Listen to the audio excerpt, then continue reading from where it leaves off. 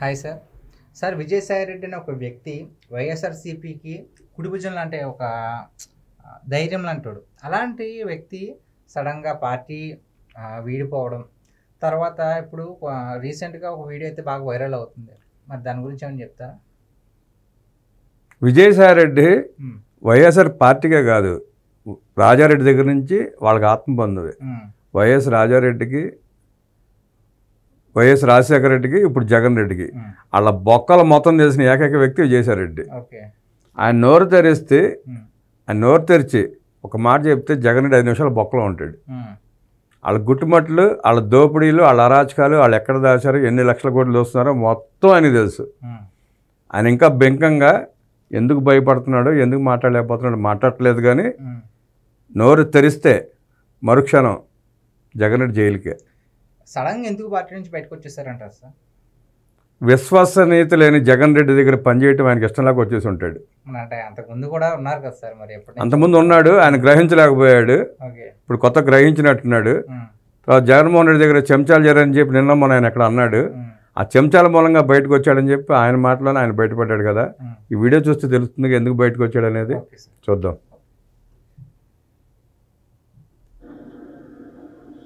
నేను దిగినటువంటి ప్రతి మెట్టు కూడా కొంతమంది పైకెక్కడం జరిగింది.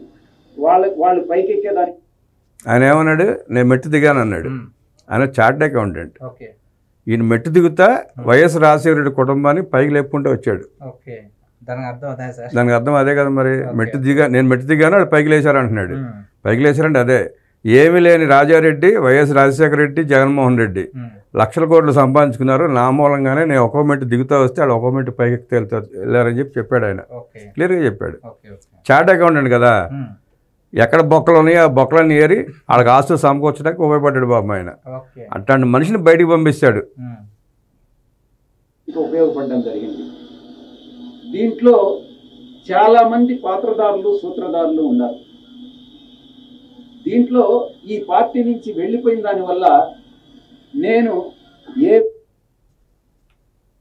చాలా మంది పాత్రదారులు, సూత్రధారులు అంటున్నాడు. పాత్రదారులు, సూత్రధారులు ఎవరుంటారు? వైవి సుబ్బారెడ్డి, సజ్జల రామకృష్ణారెడ్డి, ఇలాంటి వాళ్ళు ఇంకెవరు ఉంటారు ఆయనకి అడ్డం? వాళ్ళిద్దరు వచ్చిన తర్వాత పక్కన పెట్టాడు. వాళ్ళ ఉద్దేశం ఏంటంటే విజయసాయి రెడ్డి ఉత్తరాంధ్రలో లక్షల కోట్లు దోచుకున్నాడు, నాకు కప్పం కట్టలేదనే ఉద్దేశంతో దాని అవకాశంగా తీసుకుని వైవి సుబ్బారెడ్డి, సజ్జల రామకృష్ణారెడ్డి ఈయన మీద చెప్పుడు మాటలు చెప్పడం వల్ల జగన్ రెడ్డి వాటిని నమ్మి తాత్కాలికంగా ఆవేశపడి ఈయన బయటికి పంపించుకున్నాడు. ఆలోచన ఉన్న మనిషి అయితే జగన్ రెడ్డి ఆయన వదులుకోడు. ఏ కేసులో తీసుకున్నా A1 జగన్ రెడ్డి అయితే A2 విజయసాయి రెడ్డి.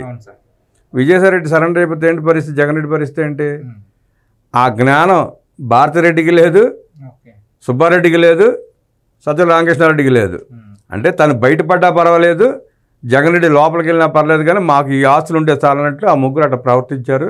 వాళ్ళ ముగ్గురు కుట్రతోనే విజయసాయి రెడ్డి బయటకు వచ్చాడని చెప్పి ఆయన ఉద్దేశం అదే. వాళ్ళ ముగ్గురు మూలంగానే నేను బయటకు వచ్చాను అంటున్నాడు.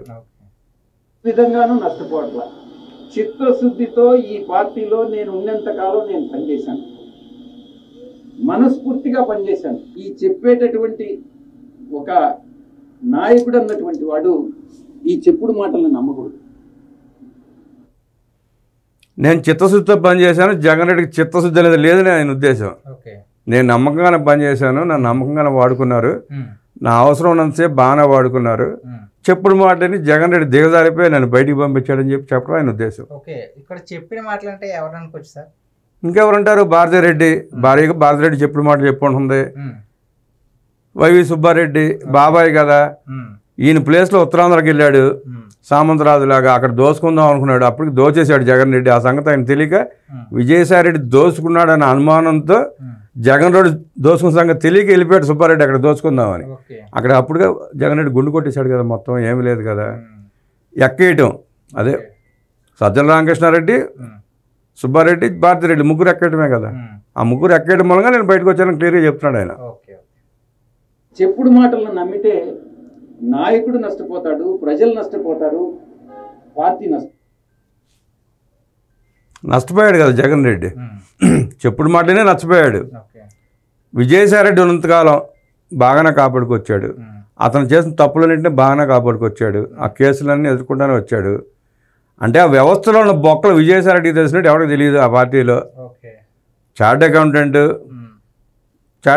కొంచెం ఎంతో కొంత లా కూడా బాగా టచ్ ఉంటుంది. ఏ నేరం చేసినా ఎలా తప్పించుకోవాలో విజయసాయిరెడ్డి తెలిసినంతగా ఆ పార్టీలో ఎవరికి తెలియదు. అందుకే ఆయన పక్కన పెట్టుకుని ఇష్టారీతిగా దోచుకున్నాడు జగన్ రెడ్డి. ఆ దోపిడీకి అనుకూలంగా ఉన్నంతసేపు బాగానే ఉన్నాడు. వీళ్ళ మధ్యలో చేరి వీళ్ళిద్దరిని దూరం చేసి వాళ్ళ దోపిడీకి అడ్డం లేకుండా విజయసాయిరెడ్డిని బయటికి పంపించారు. సార్ నాకు ఇక్కడ ఒక డౌట్, మరి మొత్తం అన్ని వాళ్ళు చేసే అరాచకాలన్నీ కూడా విజయసాయిరెడ్డి గారికి తెలిస్తే మరి ఆయన బయటకు వచ్చేసినప్పుడు ఎందుకు రిక్వెస్ట్ చేయలేదు జగన్ రెడ్డి గారు? మళ్ళీ పైగా కొన్ని మాటలు అయితే అన్నారు, భయం ఉండాలి. జగన్ రెడ్డికి రిక్వెస్ట్ చేయటం ఏమి ఉండదు. వైఎస్ వివేకానంద రెడ్డి కేసు తెలుసుకోరు మీకు. అట్లాంటి ఆలోచన తప్ప రిక్వెస్ట్ చేయడం బతిమాడడం జగన్ రెడ్డికి అలవాటు ఉండదు. అవసరమైతే ఆ తరహా చూసుకుందాం అనుకుంటాడు తప్ప ఏంది బతిమాలేదు అనుకుంటాడు. ఇక్కడ జరిగేటటువంటిది అదే.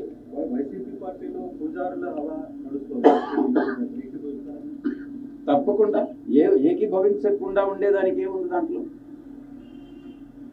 ఈ కోటరీ వల్లనే నేను ఆయనకి దూరం అయ్యా అని ఆత్మ గౌరవ పూజారులు కోటరీ అంటున్నాడు. పూజారులు ఎవరు? సజ్జల రామకృష్ణారెడ్డి, వైవి సుబ్బారెడ్డి, కొత్తగా కరుణాకర్ రెడ్డి, బొమ్మన కరుణాకర్ రెడ్డి కూడా పెద్ద పూజారే. అతను చెవిరెడ్డి భాస్కర్ రెడ్డి ఒక పూజారి, పెద్దిరెడ్డి రామచంద్రారెడ్డి, పెద్దిరెడ్డి మిథున్ రెడ్డి, ఈ 7 మంది పూజారులు అనమాట. అక్కడ వాళ్ళని పట్టుకుని వాళ్ళ సంతర్పణ చేసుకుంటే జగన్ రెడ్డి దాకా వెళ్తే పనులు అవుతాయి. కప్పం కట్టుకో, వీళ్ళ కప్పం కడితే జగన్ రెడ్డికి ఆస్తులు రాసిస్తే ఎవరికైనా పనులు అవుతాయి. ఆయన ఉద్దేశం అదే. ఆత్మవిశ్వాసం రెండు ముఖ్యం. మా నాయకుడు నన్ను ప్రలోభాలకు లొంగావన్నాడు, నేను భయపడ్డానన్నాడు. నేను భయపడలా. ఇంకోటి ఏది? ప్రలోభం, భయం, విశ్వసనీయత. జగన్ రెడ్డి అన్నా అంటే నీకు విశ్వసనీయత లేదా అని. అసలు విశ్వసనీయత లేనిదే జగన్ రెడ్డికి. జగన్ రెడ్డి అంత భయస్తుడు ప్రపంచంలో ఎవడు ఉన్నాడు. జగన్ రెడ్డి అంత విశ్వసనీయత లేని మనిషి ఎవడు ఉన్నాడు. జగన్ రెడ్డికి మడం కూడా ఉండదు. కాలికి మడం ఉంటుంది కదా, ఆ మడం కూడా ఉండదు. అందుకే మడం తిప్పేస్తుంటాడు ఎప్పుడు. అదే ఆయన ఉద్దేశం. విజయసాయిరెడ్డి కూడా ఇప్పుడు బయటకు వచ్చాడు కాబట్టి చెప్తున్నాడు, కానీ అంతకుముందు ఈయన తెలియదా జగన్ రెడ్డి ఎలాంటి మనిషి అనేది? విజయసాయిరెడ్డి తెలుసు కదా. ఇప్పటికైనా విజయసాయిరెడ్డి అప్రూవర్గా మారి జగన్ రెడ్డి దౌర్జన్యాలని, దోపిడీలని అవన్నీ బయట పెడితే సమాజం క్షమించే అవకాశం ఉంటుంది. విజయసాయిరెడ్డి గారిని మారాల. చదువుకున్న వ్యక్తి, చాలా తెలివిగల వ్యక్తి మనిషి. అంత తెలివిగల వ్యక్తి ఒక దోపిడీదారికి ఉపయోగపడకూడదు, సమాజానికి ఉపయోగపడాలి. అప్పుడు సమాజం బాగుంటుంది. విశ్వసనీయత కోల్పోయానన్నాడు. విశ్వసనీయత కోల్పోలే. ఆ 3 యథాతిథిగా అప్పుడు ఎట్టున్నాయో ఇప్పుడు అలాగే ఉంటాయి. మా నాయకుల్లోనే మార్పు ఉంది. కరెక్ట్గానే చెప్పాడుగా. నాయకుల్లో మార్పు వచ్చేసింది. అంతకుముందు ఇద్దరు కలిసి ఉన్నప్పుడు సుమారుగా 1,00,000 కోట్లు దోచుకున్నారు ఇద్దరు కలిసి. 1,00,000 కోట్లు. వైఎస్ రాజశేఖర రెడ్డి సీఎం ఎందుకు దోచుకుంది 1,00,000 కోట్లు అయ్యే కదా. 40,000 కోట్లని ప్రూవ్ చేసింది కదా సిబిఐ, ఈడీ ప్రూవ్ చేసింది. 40 కోట్లు బుక్ వాల్యూ, 40,000 కోట్లు మార్కెట్ వాల్యూ చూసుకుంటే 1,00,000 కోట్ల పైన ఉంటుంది. ఈసారి దోపిడీలో ఈయనకే వాటా ఇచ్చినట్లు లేడు. మన ముఖ్యమంత్రి అయిన తర్వాత సుమారుగా 7-8 లక్షల కోట్లు దోచుకున్నాడని చెప్పి పుకార్లు వస్తున్నాయి. అన్నీ ఒకటి బయటపడుతున్నాయి కదా బొక్కలన్నీ. వీటిలో ఈయనకేం వాటా ఇవ్వాల. ఈయనకి అడ్డం పడి వైవి సుబ్బారెడ్డి, సజ్జల రామకృష్ణారెడ్డి వీళ్ళే దోచుకున్నారు. అక్కడ కడుపుమండి బయటకు వచ్చినట్టున్నాడు ఈయన. బయటకు వచ్చి ఇప్పుడు అప్రూవర్గా మారాడంటే అప్రూవర్గా మారలా. మళ్ళీ అక్కడ నేను బయటపడిన అంటున్నాడు, చెప్పను అంటున్నాడు. ఏమి ఈయన చెప్తే మొత్తం అందరికి శిక్షలే, యావజ్జీవకార శిక్షలు పడతాయి అందరికీ. అంటే అప్రూవర్గా మారాడు కాబట్టి శిక్ష తగ్గే అవకాశం ఉంటుంది. అప్రూవ్గా మారిపోయినట్టు శిక్ష తగ్గుతుంది. అంత తీవ్రతంగా ఉండవు శిక్షలు. జగన్ రెడ్డి మాత్రం లైఫ్ పడుతుంది. ఎక్కడ బయట నుంచి పోయేటటువంటి ఇన్ఫర్మేషన్ ఈ యొక్క కోటరీకి అనుకూలంగా ఉంటే, ఎవరినైనా ఆయనకి పరిచయం చేయాలి, తీసుకెళ్ళాలి అని అంటే ఈ కోటరీ కానీ అంగీకరిస్తే వాళ్ళకి ఏదో ఒక రకంగా నయానో భయానో, లేకుంటే మంచిగానో కాళ్ళు పట్టుకోనో చేతులు పట్టుకోనో, లేకుంటే ఆర్థికంగా ఏదో ఒకటి చేసో వాళ్ళు ఆయన దగ్గరికి పంపిస్తారే కానీ దేవుడి దగ్గరికి, పూజారులు అదర్వైజ్ దేవుడి దగ్గరికి పంపించట్లా. నయానో భయానో కాళ్ళు పట్టుకుంటానో ఇంకేదైనా చేస్తాను అంటున్నాడు. ఇంకేదైనా అంటే ఏంటి? ఇంకేం చేయాలి? ఇంకేదైనా అంటే నయానో భయానో అంటే భయపడి చేయటం ఒకటి, కాళ్ళు పట్టుకోవడం అంటే కాళ్ళు పట్టుకుని అడుక్కోవడం ఒకటి, లేదంటే డబ్బులు లంచం ఇచ్చే ఒకటి, ఇంకేదో అంటే ఇంకేంటి? వాళ్ళకి సజ్జల రామకృష్ణారెడ్డికి ఏం అలవాట్లు ఉన్నాయని నేను ఉద్దేశం, లేదా వైవి సుబ్బారెడ్డికి ఏం అలవాట్లు ఉన్నాయని నేను ఉద్దేశం.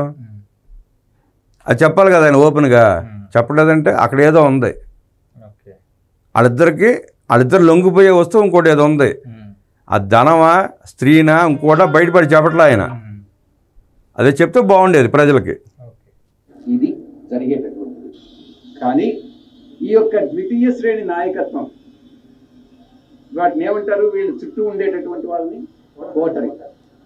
ఈ కోటరీ నుంచి ఏ రోజైతే ఆయన బయటపడతాడో ఆ రోజు ఆయనకు భవిష్యత్తు ఉంటుంది.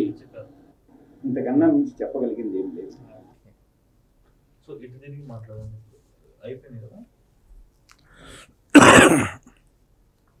40 సంవత్సరాల పాటు వైఎస్ రాజారెడ్డి, వైఎస్ రాజశేఖర రెడ్డి, జగన్మోహన్ రెడ్డి కుటుంబానికి అత్యంత విశ్వసనీయంగా పనిచేసిన విజయసాయిరెడ్డి బయటకు వచ్చి అలా మనోవేదన చెందుతూ మాట్లాడుతున్నాడంటే ఆయనలో ఎంత బాధ ఉంటుందో, లేదంటే ఆయన అడ్డం పెట్టుకుని వాళ్ళ దోచుకున్న తీరు, ఆ దోచుకున్న దాంట్లో ఆయనకు వాటా ఇవ్వకపోవటం ఏదో ఉంటుంది లఫడా. లేకుండా ఎందుకు వచ్చి బయటకు వచ్చి మాట్లాడతాడు ఆయన? ఏదో జరిగింది. ఇందాక చెప్పుకున్నట్టు ఆ 1,00,000 కోట్లు ఏదో కాతకూత ముట్టుంటుంది. ఇప్పుడు కొత్తగా దోచుకున్న దాంట్లో ఏం ముట్టలే ఆయనకి. ఆ దోచుకున్న దాంట్లో వాటాలు ఈయనకు ముట్టనివ్వకుండా సజ్జల రామకృష్ణారెడ్డి, వైవి సుబ్బారెడ్డి, చెవిరెడ్డి భాస్కర్ రెడ్డి, మిథున్ రెడ్డి ఇట్లాంటి అడ్డం పడుతున్నారు. మీరు గమనిస్తే ఇప్పుడు ఆడుదాం ఆంధ్ర అని చెప్పి 120 కోట్లు ఎంతో బడ్జెట్ పెట్టించుకుని దాంట్లో 40 కోట్లు 50 కోట్లు రోజారెడ్డి తినేసింది. అట్లా ఈయనకి అవకాశం దొరకలే ఎక్కడ. శ్యామల ఎవరు ఒక అమ్మాయి యాంకర్ ఉంది, ఇప్పుడు అధికార ప్రతినిధి అయినట్టుంది. ఆవిడ ఏదేదో మాట్లాడుతుంది.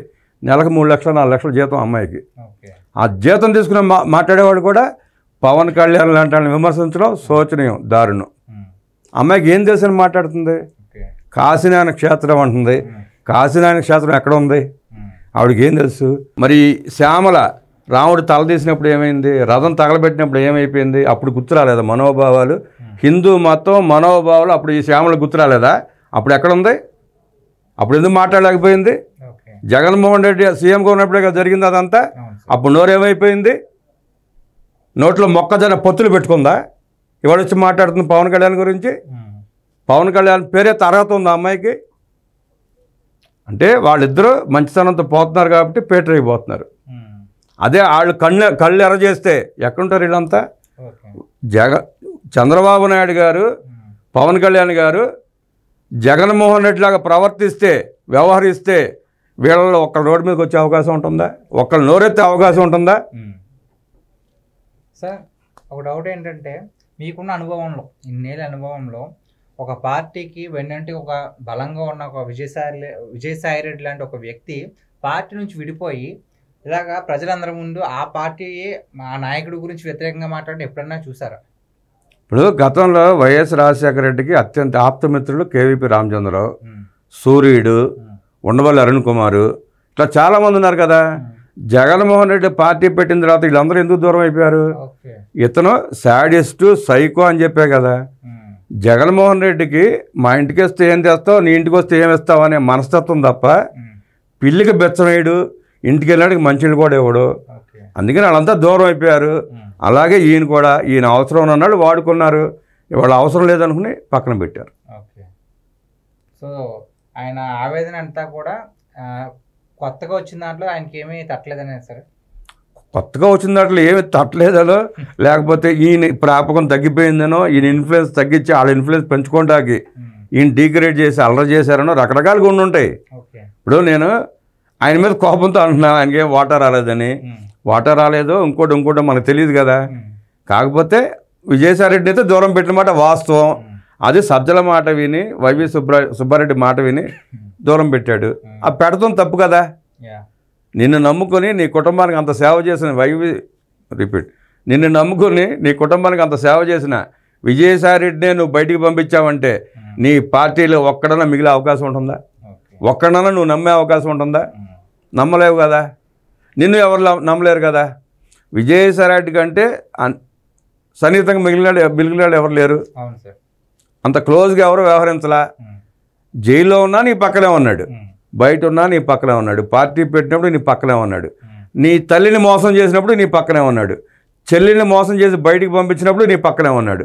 అలాంటి వ్యక్తి కూడా వాడు బయటకు వచ్చి మాట్లాడుతున్నాడంటే జగన్ రెడ్డి ఎంత నీచ మనసు కూడా అర్థమవుతుంది. Okay sir.